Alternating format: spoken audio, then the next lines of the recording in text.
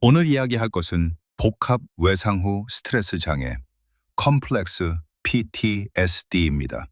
복합 외상은 반복적이고 장기적인 외상 경험 이후 감정 조절, 자기인식, 관계의 방식 전체가 영향을 받는 상태를 말합니다. 다만 중요한 점이 있습니다. 이 영상만으로 스스로를 진단할 수는 없습니다. 비슷한 어려움이 있더라도 우울장애, 불안장애, PTSD, 경계선 성격장애, 양극성장애, ADHD 등 다른 가능성을 함께 평가해야 합니다. 오늘은 복합 PTSD가 무엇인지, 왜 이런 반응이 나타나는지, 그리고 치료에서는 어떤 점을 중요하게 보는지 차분히 살펴보겠습니다. 먼저 PTSD부터 보겠습니다. PTSD는 외상 후 스트레스 장애입니다. 교통사고, 폭행, 재난처럼 생명의 위협이나 강한 충격 이후에 나타날 수 있습니다. 대표적인 증상은 세 가지입니다. 첫째, 침습 증상입니다. 원하지 않는데도 기억이 반복해서 떠오릅니다. 악몽을 꾸기도 하고 그때의 감각이 다시 살아나는 것처럼 느껴질 수도 있습니다. 둘째는 회피입니다.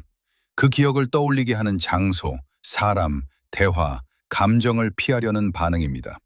셋째는 지속적인 위협감입니다. 몸과 마음이 계속 긴장되어 있고 작은 자극에도 쉽게 놀라거나 예민해질 수 있습니다. 복합 외상은 여기에 더해 조금 더 넓은 어려움을 포함합니다. 특히 벗어나기 어려운 관계나 환경에서의 반복적인 외상 이후에 더 자주 관찰됩니다. 예를 들면 아동기 학대, 방임, 지속적인 가정폭력, 통제적인 경험들입니다. 하지만 중요한 점이 있습니다. 반복적인 외상을 경험했다고 해서 모두 복합 PTSD가 되는 것은 아닙니다. 외상의 형태만으로 진단이 결정되지는 않습니다. 현재의 증상, 관계 패턴, 감정 조절의 어려움, 일상 기능을 함께 평가해야 합니다. 복합 PTSD는 세계보건기구 ICD-11에서 PTSD와 구분되는 진단으로 포함되었습니다. 복합 PTSD는 크게 두 영역으로 설명됩니다. 하나는 일반 PTSD와 공통되는 증상입니다. 침습, 회피, 그리고 지속적인 위협감입니다. 다른 하나는 자기조직화의 어려움입니다. 쉽게 말하면 감정과 자기 자신, 그리고 관계를 안정적으로 유지하는 데 어려움이 생기는 것입니다. 여기에는 세 가지가 포함됩니다. 감정 조절의 어려움, 부정적인 자기인식, 그리고 관계의 어려움입니다. 즉, 복합 PTSD는 단순히 외상 기억만의 문제가 아닙니다. 나 자신을 어떻게 느끼는지, 타인을 얼마나 안전하게 느끼는지, 감정을 어떻게 조절하는지까지 함께 영향을 받을 수 있습니다. 복합 외상에서 가장 자주 나타나는 어려움 중 하나는 감정 조절입니다. 여기서 감정 조절의 어려움은 단순히 감정 표현이 많다는 뜻이 아닙니다. 감정이 너무 강하게 올라오거나 반대로 거의 느껴지지 않는 상태가 반복될 수 있다는 뜻입니다. 먼저 감정이 과도하게 올라오는 경우가 있습니다. 작은 자극에도 분노와 불안이 크게 올라옵니다. 상대의 말투가 조금 달라졌을 뿐인데 위협처럼 느껴질 수 있습니다. 몸이 먼저 긴장하고 마음이 뒤따라가는 경우도 있습니다.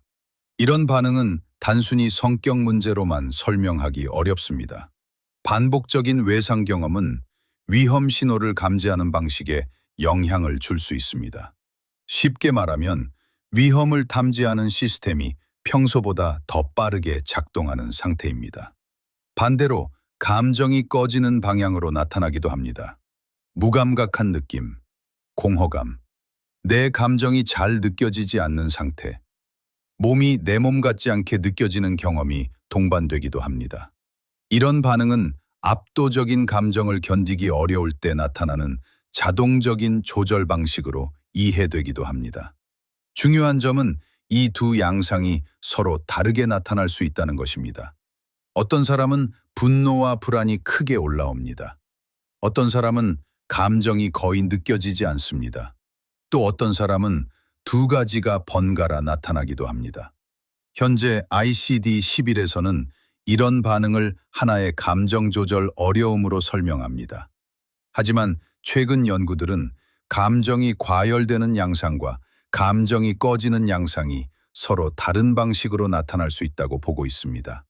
그래서 치료에서도 두 상태를 구분해서 이해하는 것이 중요합니다. 감정이 빨리 올라오는 사람에게 필요한 도움과 감정이 차단되는 사람에게 필요한 도움은 다를 수 있기 때문입니다. 이런 반응은 과거 환경에서는 어느 정도 적응적으로 작용했을 가능성이 있습니다. 하지만 현재의 안전한 상황에서도 같은 방식이 반복되면 일상생활과 관계에서 어려움이 생길 수 있습니다. 복합 PTSD의 또 다른 특징은 자기 자신에 대한 깊은 부정적 인식입니다. 나는 문제가 있는 사람이다. 나는 사랑받기 어렵다. 결국 내 잘못이다. 이런 생각이 단순한 생각처럼 지나가지 않고 사실처럼 느껴질 수 있습니다. 특히 어린 시절에는 상황을 객관적으로 이해하는 능력이 아직 충분히 발달하지 않았습니다. 이 시기에 반복적인 위협을 경험하면 일부 아이들은 상대가 잘못했다기보다 내가 잘못해서 이런 일이 생겼다고 받아들일 수 있습니다. 그 방식이 오히려 덜 위협적으로 느껴질 수 있기 때문입니다. 여기에 한 가지를 더 볼 수 있습니다. 우리 뇌는 앞으로 어떤 일이 일어날지 계속 예측합니다. 무엇이 안전한지, 무엇이 위험한지 끊임없이 계산합니다. 그런데 예측하기 어려운 환경과 위협에 오랫동안 노출되면 뇌는 위험을 더 크게 예상하는 방향으로 변화할 수 있습니다. 그러면 나는 괜찮은 사람이다 보다 내가 잘못해서 이런 일이 생겼다는 설명이 더 익숙하게 자리 잡을 수 있습니다. 즉, 부정적인 자기인식은 단순한 생각 습관만은 아닙니다. 반복된 경험 속에서 형성된 자기 이해의 방식일 수 있습니다. 복합 PTSD에서 보이는 수치심과 자기 비난은 그 사람의 본질이라기보다 오랜 시간 반복된 환경 속에서 형성된 심리적 패턴으로 이해할 수 있습니다. 복합 PTSD는 대인관계에도 영향을 줄 수 있습니다. 사람이 싫어서가 아닙니다. 오히려 관계가 중요하기 때문에 더 어렵게 느껴질 수 있습니다.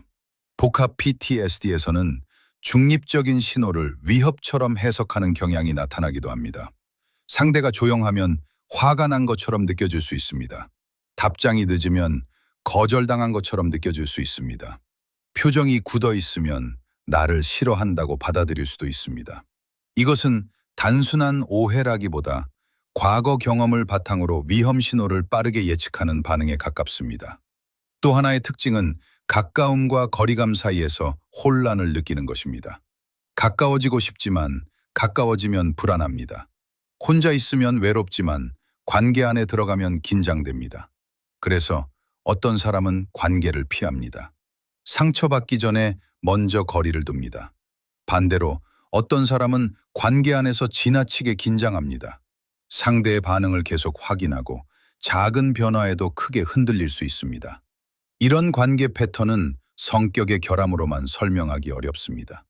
안전해야 할 관계에서 반복적으로 위협을 경험했다면 이후의 관계 상황도 위험 신호와 빠르게 연결될 수 있기 때문입니다. 복합 PTSD는 다른 진단과 혼동되기 쉽습니다. 대표적으로 경계선 성격 장애, 양극성 장애, ADHD와 감별이 필요할 수 있습니다. 복합 PTSD와 경계선 성격 장애는 일부 증상이 겹칩니다. 둘 다 감정 조절의 어려움과 관계의 불안정성이 나타날 수 있습니다. 그래서 겉으로 보면 비슷해 보이는 경우가 있습니다. 다만 임상적으로는 강조점이 조금 다를 수 있습니다. 복합 PTSD에서는 외상 이후의 위협감, 수치심, 회피 반응이 중심이 되는 경우가 많습니다. 반면 경계선 성격 장애에서는 버림받음에 대한 극심한 두려움, 정체감의 불안정성, 충동성과 자해 행동이 더 전면에 나타나는 경우가 많습니다. 하지만 실제 임상에서는 여러 진단이 함께 나타나기도 합니다. 또 복합 PTSD에서 나타나는 감정 기복이나 충동성 때문에 다른 진단과 혼동되는 경우도 있습니다. 그래서 표면적인 증상만 보고 성급하게 진단을 내리는 것은 위험합니다. 증상이 언제 시작되었는지, 어떤 경험 이후 반복되었는지, 복합 외상 경험과 현재 어려움이 어떻게 연결되는지 이런 맥락을 함께 이해하는 것이 중요합니다. 복합 PTSD는 단순히 마음이 약해서 생기는 문제로 보기 어렵습니다. 반복적인 복합 외상 경험은 뇌와 신경계의 반응 방식에 영향을 줄 수 있습니다. 예를 들어 편도체는 위협을 감지하는 데 관여하는 영역입니다.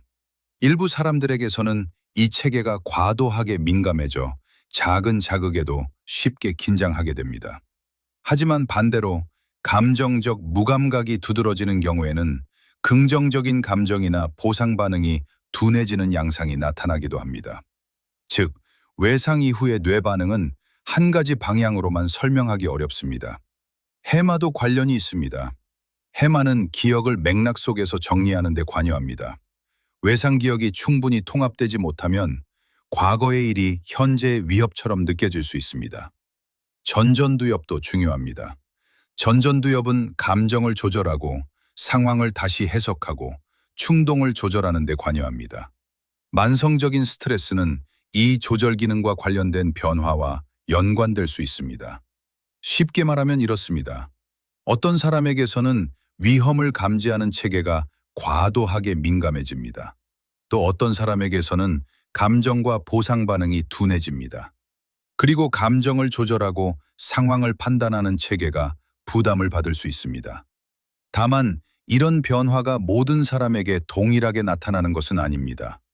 그리고 뇌 설명만으로 진단을 내릴 수는 없습니다. 복합외상은 치료적 접근을 통해 호전될 수 있습니다. 다만 치료의 순서와 방법은 개인의 상태에 따라 달라질 수 있습니다. 외상 치료라고 하면 바로 과거 기억을 자세히 다뤄야 한다고 생각하는 경우가 있습니다. 하지만 복합 PTSD에서는 외상 기억을 본격적으로 다루기 전에 안정화 작업이 도움이 되는 경우가 많습니다. 특히 해리, 자해 위험, 심한 정서 조절에 어려움이 있다면 치료 순서를 더 신중하게 잡아야 합니다. 단계별 접근에서는 먼저 감정 조절 기술과 대인관계 기술을 다룹니다. 다만 여기서도 단정은 피해야 합니다.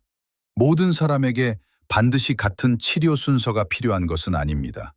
어떤 경우에는 외상 초점 치료로 바로 들어가는 것이 더 도움이 될 수도 있습니다. 중요한 것은 무조건 안정화부터도 아니고 무조건 외상 기억부터도 아닙니다. 개인의 증상과 현재 상태를 함께 보고 유연하게 결정하는 것입니다. 회복은 갑자기 모든 증상이 사라지는 방식으로 오지 않습니다. 조금 더 빨리 알아차리고 조금 덜 압도되고 회복하는 시간이 짧아지는 식으로 나타날 수 있습니다. 치료의 목표는 과거를 지우는 것이 아닙니다. 과거가 현재를 지배하는 힘을 줄여가는 것입니다. 오늘 내용을 정리해 보겠습니다. 복합 PTSD, 반복적이고 장기적인 복합 외상 이후에 더 자주 관찰되는 증상 양상입니다. 핵심은 크게 세 가지입니다. 감정 조절의 어려움, 부정적인 자기인식, 그리고 관계에서의 어려움. 이 증상들은 단순히 성격이 예민하거나 의지가 약해서 생기는 문제로만 설명하기 어렵습니다. 과거의 환경에 적응하기 위해 형성된 반응이 현재까지 이어지고 있는 것으로 이해할 수 있습니다. 하지만 과거에 필요했던 방식이 지금도 항상 도움이 되는 것은 아닙니다. 치료의 목표는 그 반응을 없애는 것이 아닙니다. 현재 상황에 맞게 조금 더 유연하게 선택할 수 있는 힘을 회복하는 것입니다. 만약 오늘 설명한 내용이 자신과 관련이 있다고 느껴진다면, 그리고 일상 기능이나 관계에 영향을 주고 있다면 자가진단으로 결론 내리기보다는 외상에 대한 이해가 있는 전문가와 상담해 보는 것이 좋습니다.